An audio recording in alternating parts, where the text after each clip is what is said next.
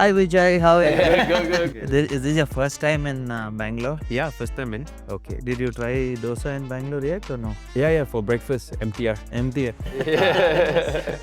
Welcome to Cocktail Club podcast by Cocktail Kompany. I am super excited to bring Vijay Mudaliar on this episode. He is one of the most influential beverage personalities in Southeast Asia and would probably want to understand your journey of how you started bartending and now you own a couple of bars in Singapore, because a lot of our viewers are also bar owners, we are bartenders who want to get into the industry. Some people who don't know about the industry would like to want to get into bartending. So happy to have you here.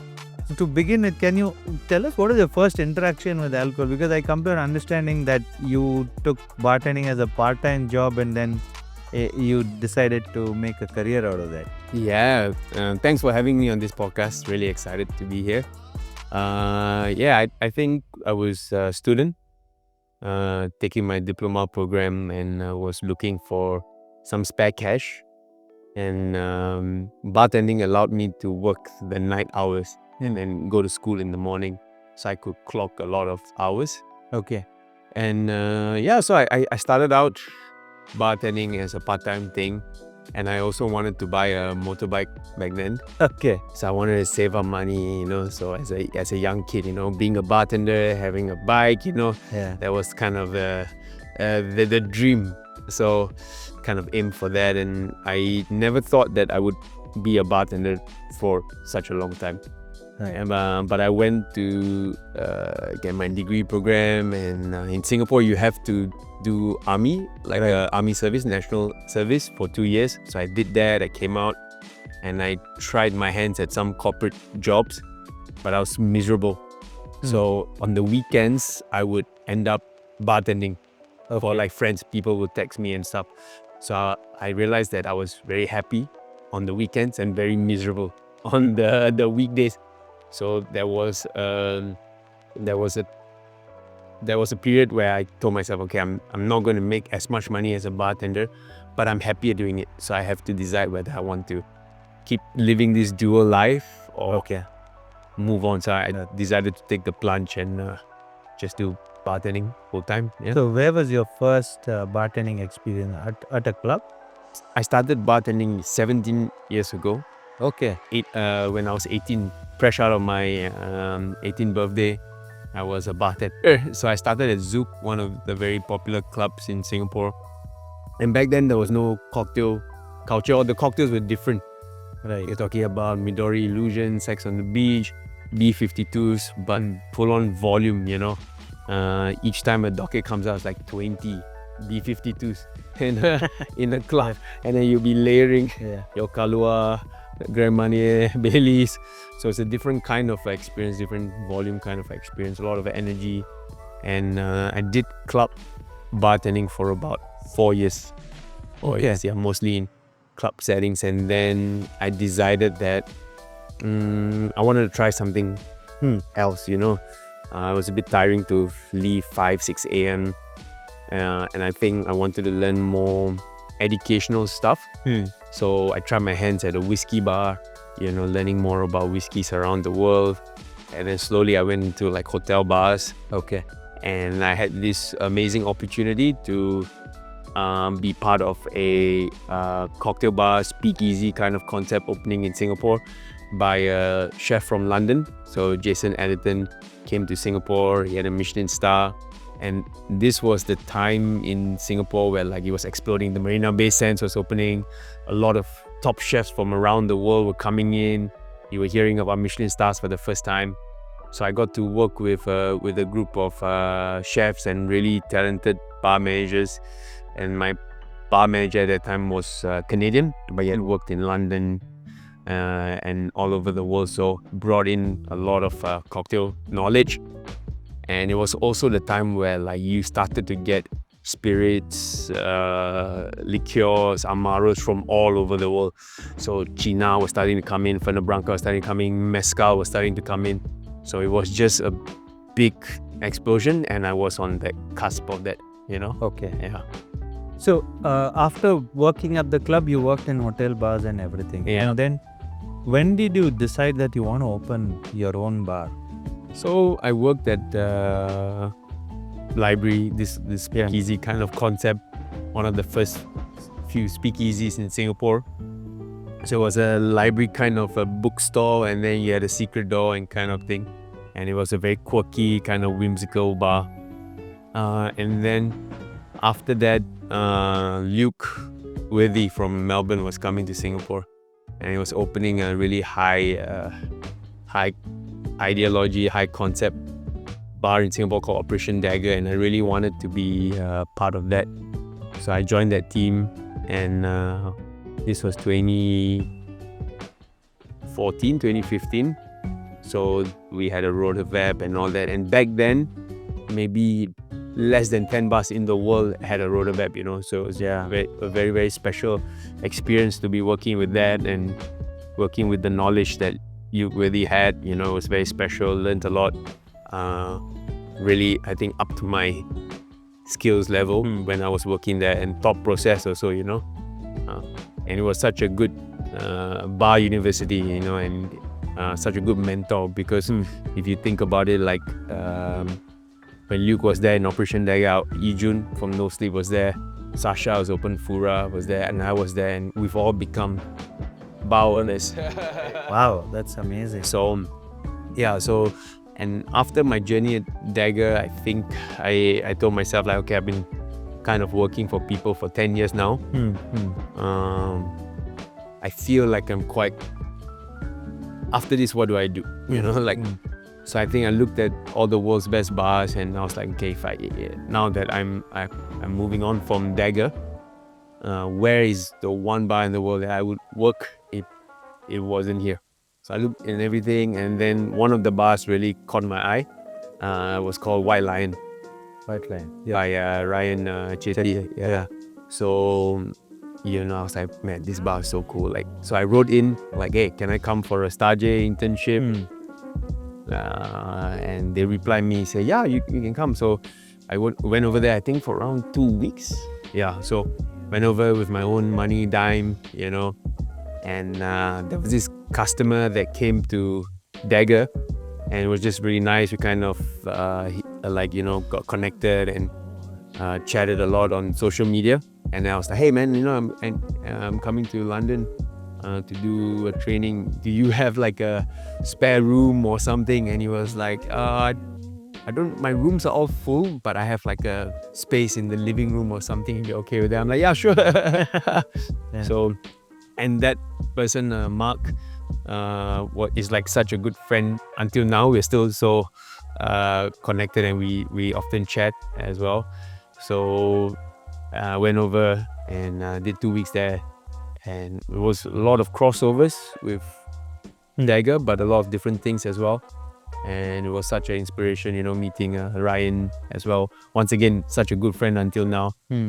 And one thing that was very special about White Lion was they were doing really high idea cocktails, like cocktails with like really out there, But when you went into the prep space, they only had an induction cooker and sous vide.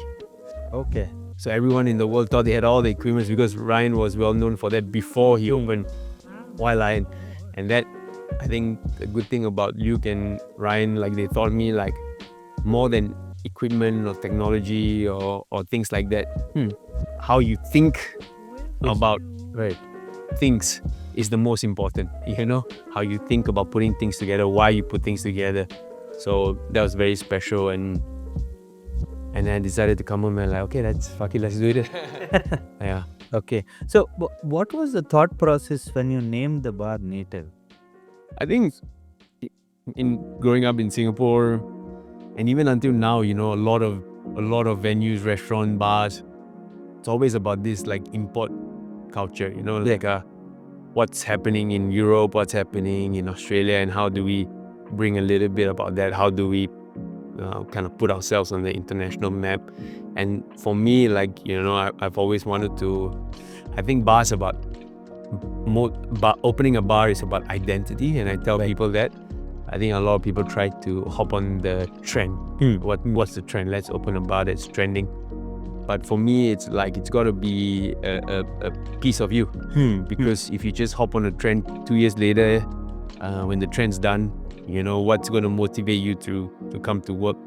And I think I was very passionate about trying to showcase like the identity of like Singapore and Asian produce, you know, because when I was young, I would travel the world looking for like, wow, you know, this is like European cheese or whatever. But when I got older, I realized like when I was traveling for studies and stuff, like I would bring pandan and calamansi and blue pea flowers, and people like they just drop their jaws. And even until now, simple things like we bring pandan as a gift when we do a guest shift in Europe, people go, oh, thank you so much, we only get frozen or we get flavoring, you know.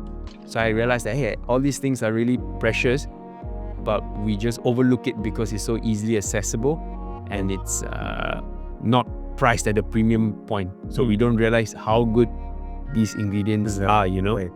Vijay, with the Analogue initiative, you have taken a very, very interesting approach towards sustainability, right? But my question to you is, how do you balance between your creativity, innovation, and then sustainability? Because I think sustainability as a topic itself sometimes can be misunderstood also. Yeah, I think so too. And we always try to say we're not like sustainable, just like progressive. And difference, I think, is the word sustainability is a very strong, powerful word.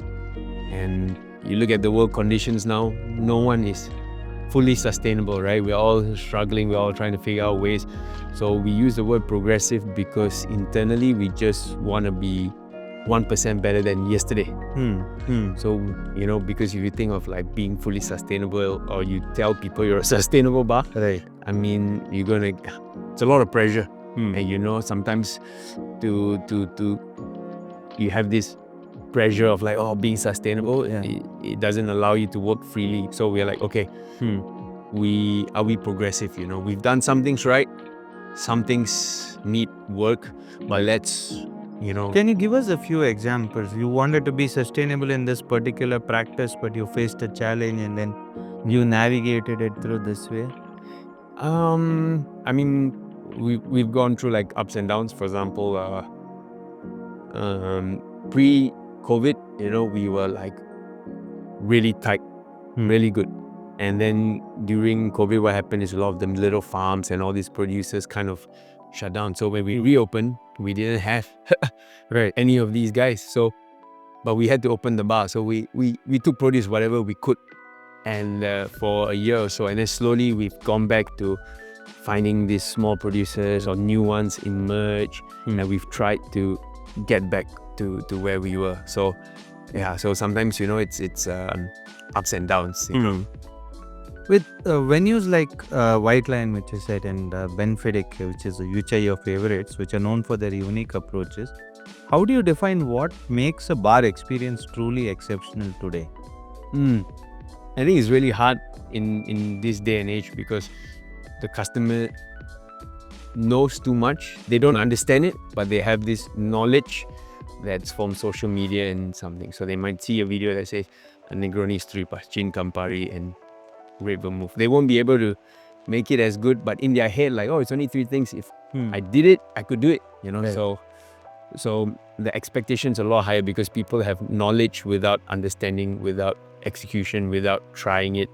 Or it could be like they made a Negroni at home and they come to a bar and it's full house and they're like, hey, Negroni takes like 30 seconds. Why are they taking like 10 minutes? Not knowing that there's a whole docket. So it's much harder to please people in this day and age.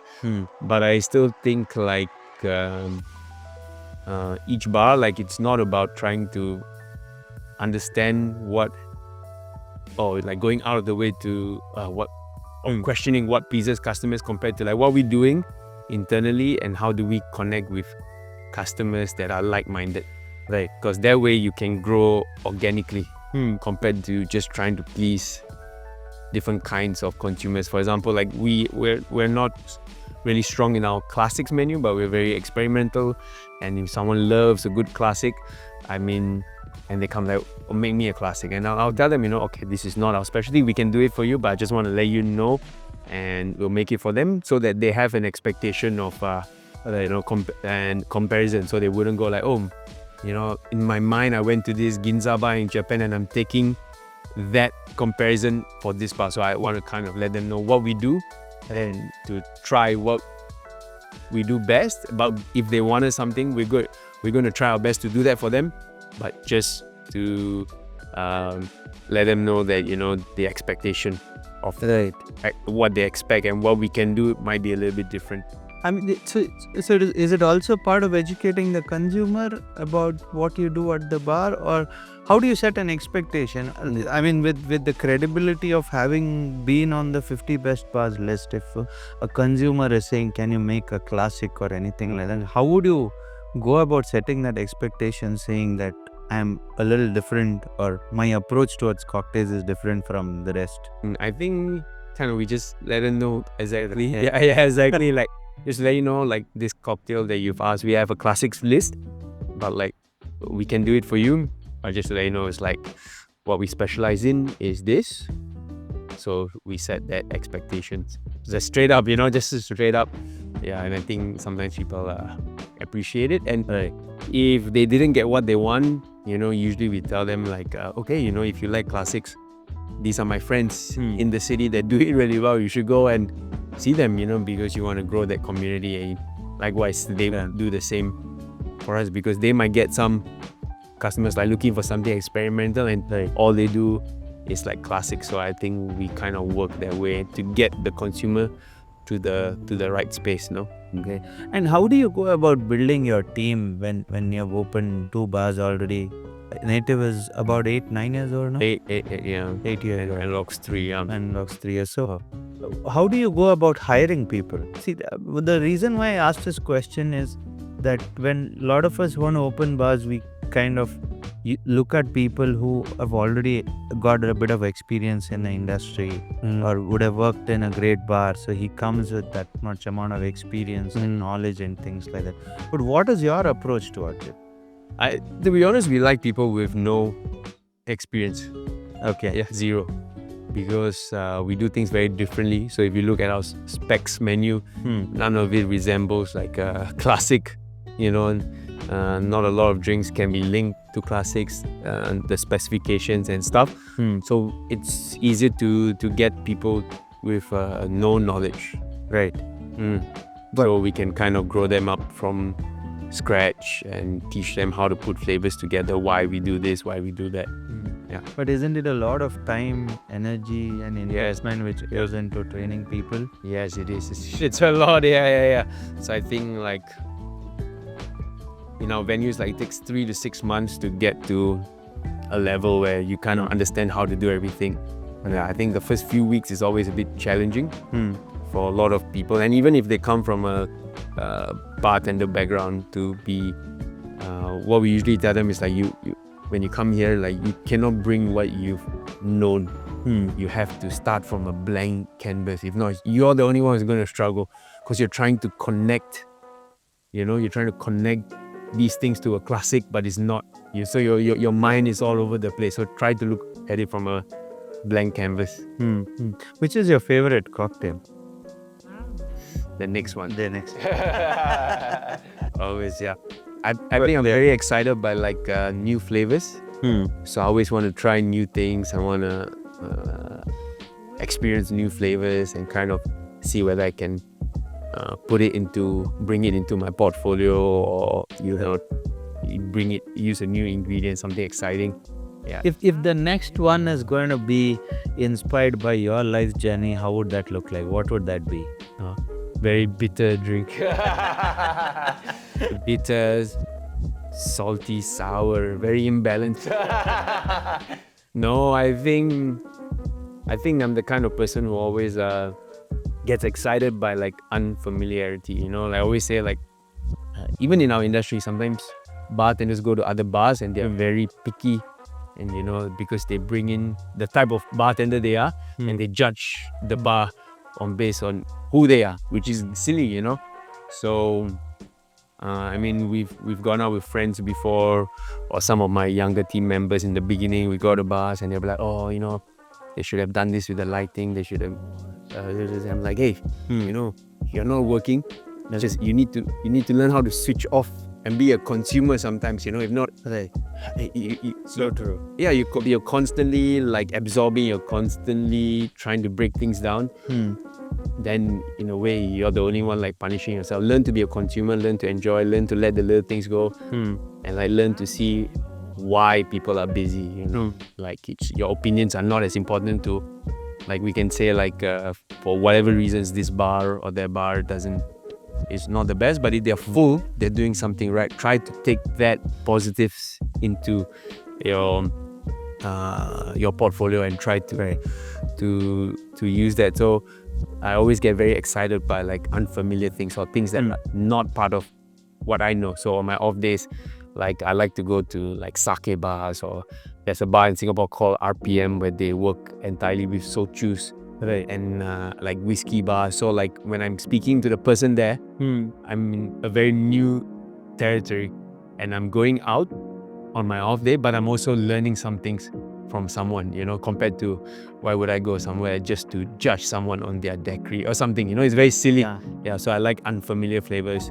I love being confused, you know, having a taste of something and just feel like, what am I tasting? And I think yesterday when we were here, it was really nice because a lot of the drinks that I was trying was very like, what am I tasting? What's their familiar flavor? And even like sandalwood, I think it's the first time I've had a cocktail with, you know, sandalwood. So I'm like, okay, wow, it's got this perfumey, gummy flavor. And then you guys told me it's like sandalwood. So okay, that's cool, you know. So I like that kind of experience. So you also seem to have an Indian background. And if I have to ask you, how much of your cultural background or the background where you come from has influenced your success or your career path? I think a huge amount, to be honest, because I'm born in Singapore, but I'm Indian. So mom is a great cook. So I was the one in the family helping her a lot in the kitchen, cutting the veggies, cutting the things, you know, taking the things from the fridge. Basically, what do you call that? Her sous chef. Because my sister didn't like being in the kitchen, so kind of got her recipes and stuff. But as I grew older, I didn't like the heat. So kind of went into bartending to explore flavors. Without having to be in the heat and washing the pans and all that. I think that's why I became a bartender, is to be able to use flavors, but just in a cooler setting. I read somewhere about a story about you making yogurt for the first time. Yeah, you know, so like it's cool. I mean, like a lot of our families, they make yogurt. So made a sous vide yogurt and kind of strained it. And we had a cocktail with a mango lassi drink in our first menu. With the yogurt whey instead of yogurt. And then the yogurt, we had it in a different cocktail. Tell us more about what do you think is changing in the cocktail culture? I think it's really interesting. Traveling a lot now, I think there's a new style where I think people are, in the current world, people are very stressed out, you know, and they have very limited capability to absorb. And also with social media, I think people have too much information in their head. So what we're starting to see is people kind of want simple, familiar, good tasting drinks, but in a very comfortable environment. People kind of don't seem to want their personal service anymore, their explanation, you know. They want good drinks, good vibes, and hang out with their friends and family, but without too much interruption. So they want, I think, more of a less is more culture. So a lot of details done by the bars and the personnels, but making it look really simple, you know, elegant, and you could drop a drink to a customer, walk away without explaining to them. They'll still kind of understand flavor-wise, you know. So with Native and Analogue, what you have built is very, very extraordinary, right? In terms of the business, the approach what you have taken to work towards sustainability, picking the regional ingredients and all that. If from a standpoint of a person who has been bartending for a few years, want to open a bar tomorrow, with that kind of intent and the things what you have done, what are few things which one should keep in mind before opening a bar? Because when you did this 8 years ago, there was nothing close to anything like this, right? Yeah. You need a lot of guts to come out and do something like that. I think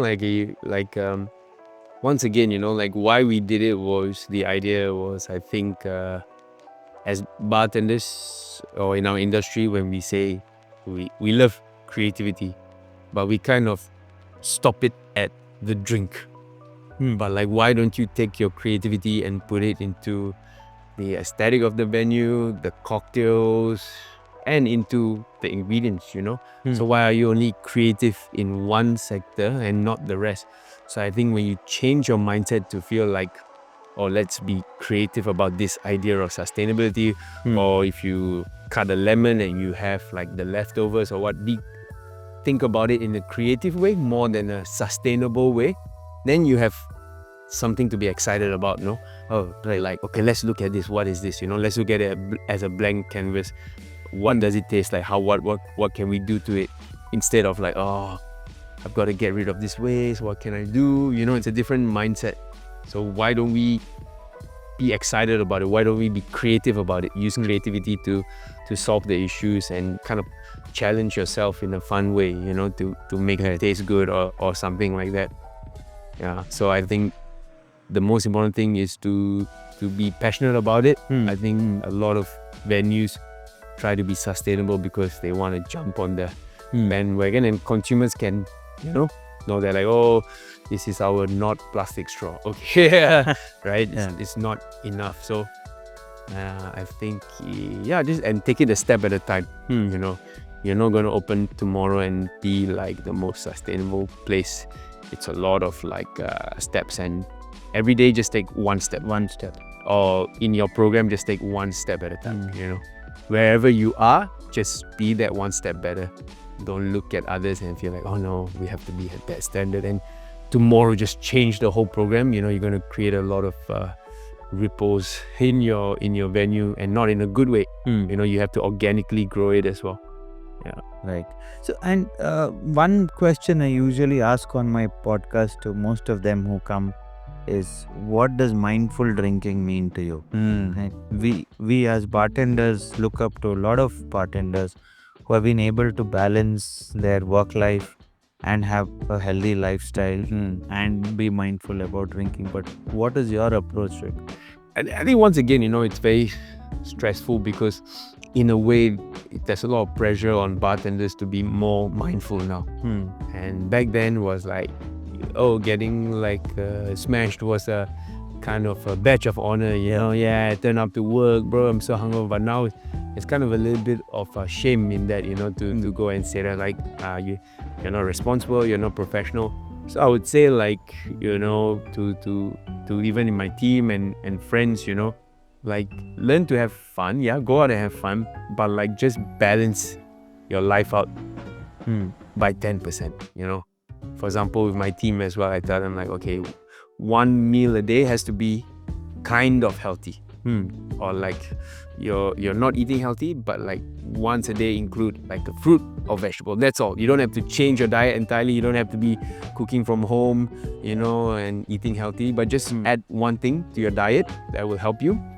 And another thing is like take your vitamins and exercise once a week. That's all.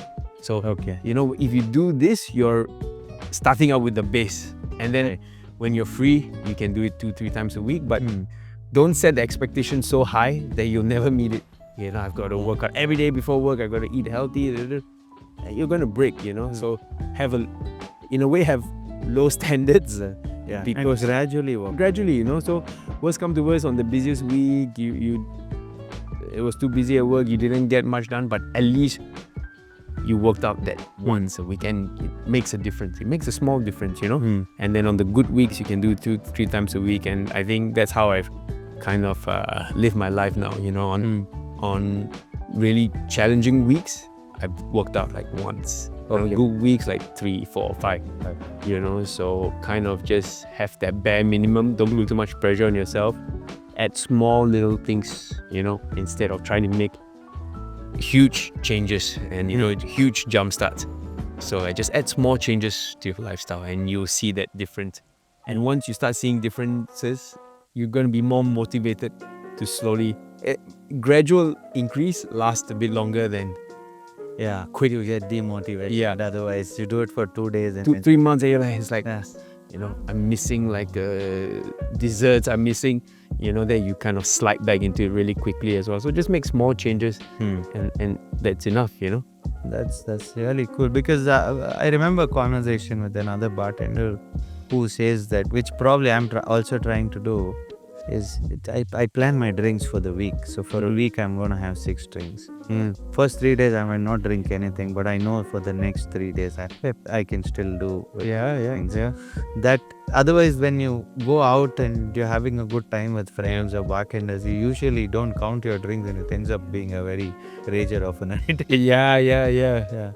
And what would be your advice from your experience of 17 years to young bartenders who are coming into the industry or currently working, which you wish you would have got it when you were young? I think, to be honest, there's a lot of things that the bartenders now get that they don't realize how lucky they are. So, but they come into a very perfect world. So that's base. So they want a lot more. But I think when I was a young bartender, I never went up for any guest shifts. And everything that I had to travel or explore was like on my own time, my savings and stuff. And like I mentioned, like I had to work really hard to have an opportunity to work with rotovapes and all. Yeah. But now I think there's a lot of young guys that come into it and like maybe the mindset is like to open about, to work in about the bare minimum is a rotovap and centrifuge and all that. But I think times are a bit different because the young bartenders are starting out from a different base level. Yeah. So the idea of like work-life balance and stuff, working less, I think it's really hard in our industry to be working 4 days or even less right now, especially in a place like Singapore. We try, our companies, but it's really challenging. So I'll tell the young bartenders, like, for me, like when I was younger, there's a lot of things I didn't like. So I opened my space and I tried to change that. Yeah. We're not perfect. We still have a lot of things to do, but a lot of things that I didn't like, we're not doing in our venue, and we still have modern issues now in our venue. But I would say the young bartenders, like whatever they think is an issue, they've got to fight for it because eventually, like, we're going to fade out. Maybe we've got another 10 years, physically behind the bar, and it'll be their turn. So hopefully, like, by that time, 10 years down the road, when we go to bartenders who have opened a bar, grew up in the industry, it'll be nice to see all the changes that that we're fighting for now. Mindful bartending, work-life balance, higher wages, equal rights, equity, all that stuff. So hopefully the next generation really pushes for that. And of course, for the older guys to not be judgy about it and kind of give them that support to help them get there as well. And you have done gestures across the world, right? How many countries have you visited in this gen? Did you keep a count? I was just talking to this with our bartender, our young bartenders. I went to college, but I dropped out halfway. Oh, okay. Yeah, because I was like, nah. What did you study? Studied marketing. Okay. So I didn't really like it, so I became a bartender and stuff, and went into the corporate world early.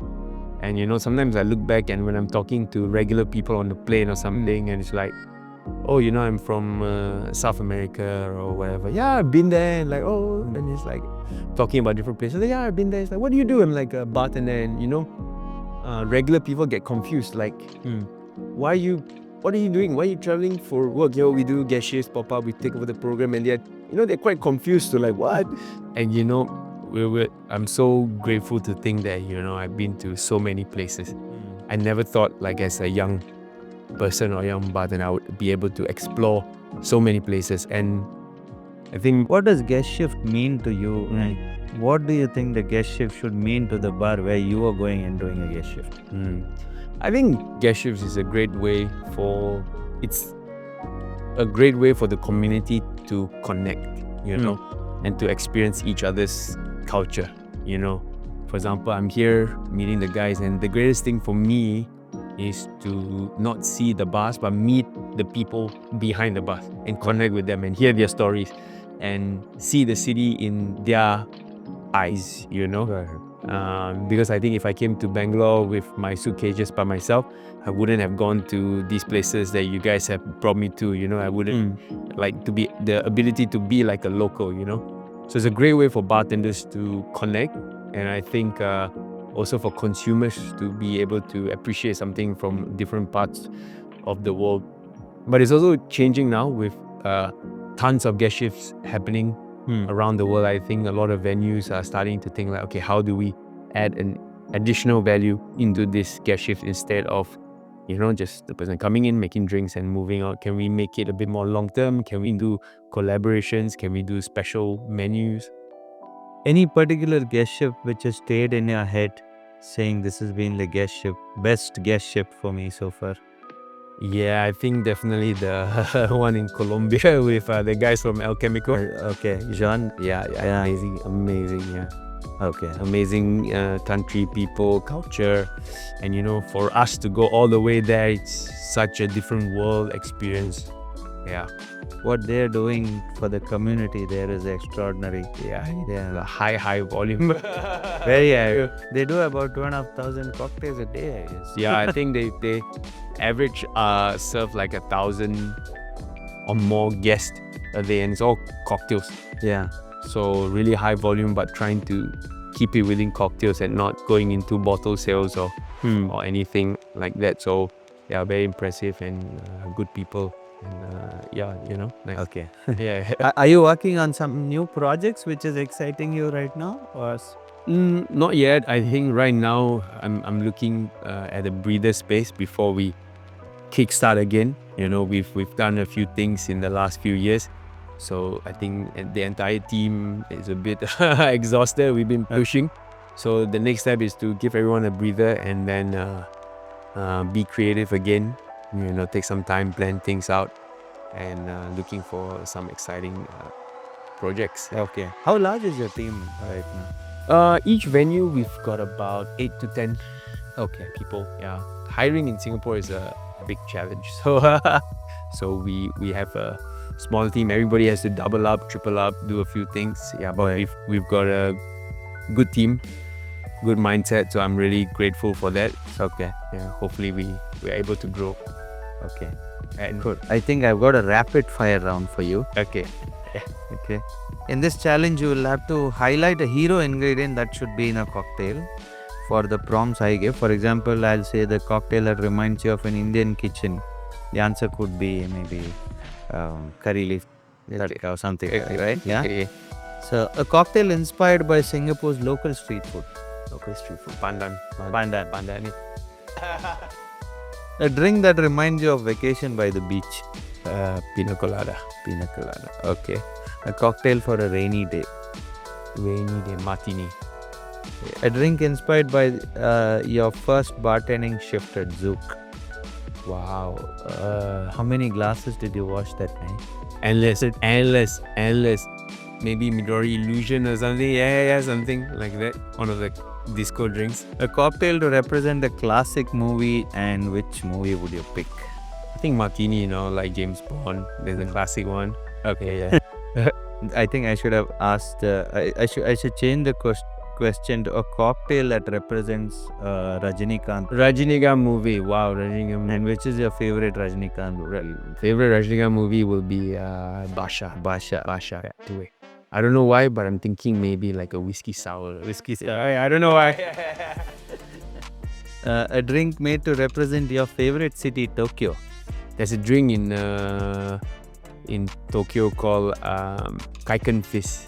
It's a very local drink. It's like a Ramos but with milk instead of cream. Oh, and it's a very local drink. So yeah, probably the Kaiken Fizz. Okay, yeah. A drink that gets any party started. Tequila, mezcal, anything tequila, mezcal, yeah. Yeah, shots. What picante now, right? Right. Margaritas, yeah. All right. Yeah. So I'm super happy about this conversation. Thank you so much for joining us on this wonderful podcast. Looking forward to seeing you again in Singapore whenever I'm there next. Yeah, cheers. Thank you. Thank you. Pleasure's mine. Yeah.